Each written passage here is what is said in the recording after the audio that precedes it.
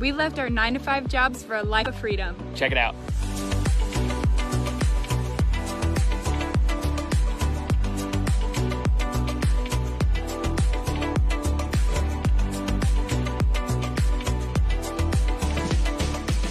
Here's some answers to our most commonly asked questions about traveling with a cat. This is our cat Lucy. She's 10 years old and loves to travel. We always travel with water and dry food available to her at all times. We used to have a closet here, but we decided to replace it with a second bench, and her litter box fits perfectly inside. We use this old wire shelf as a makeshift gate so that we can keep the door open at campsites. We have a cute little leash for her whenever she wants to get out and about or when she just wants to lay down. We tend to travel with the seasons to keep it a comfortable temperature for her. But she spends most of her time making bread or cuddling in the front seat or licking us or sleeping or taking over our workspace, wearing hats, and everything in between. One of the most popular questions we get asked is, how do you shower in a van? Here's our little setup in the back of the van where we hang the solar shower. This is a basic solar shower that you fill with water and let heat in the sun. Then we stand on this little mat and enjoy the warm water from the shower and the fresh air from the outdoors.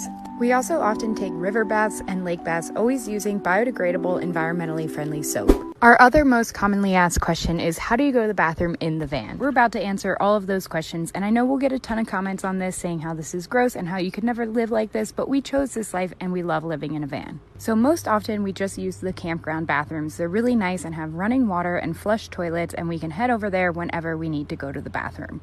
When we're driving, we stop at rest stops just as you would if you were in a car. Many free camping sites just have pit toilets, which honestly are not as bad as some of you may think. And every so often, we have to use the wonderful porta potty. Yuck. For emergencies, when we really have to pee, we have this little portable toilet. You fill it with water, and then you can pump it on the side. You put these little chemical pods in to keep it from smelling, and you open the trap door, and it goes down into the bottom.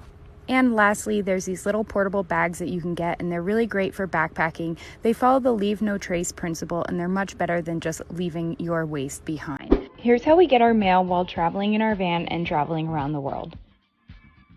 Friends and family, Amazon lockers, USPS general delivery, delivery to campgrounds and hotels. Easy as that.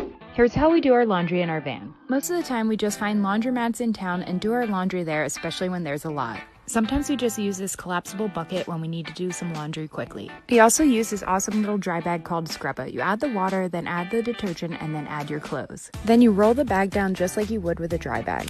Then Scrub-a-dub-dub, guess that's where it gets its name. Then you drain the soapy water and rinse everything, and then hang everything up to dry. Many of you have been asking how we shop, cook, and eat in the van. We go to the grocery store just like everyone else. Most nights we cook outside, and I am the designated chef. But sometimes we have to resort to cooking in the van when it's rainy, windy, or cold. And luckily, we have a pretty solid setup in here. And sometimes when we're feeling lazy, we just get takeout and always with a view. And everything's better with wine.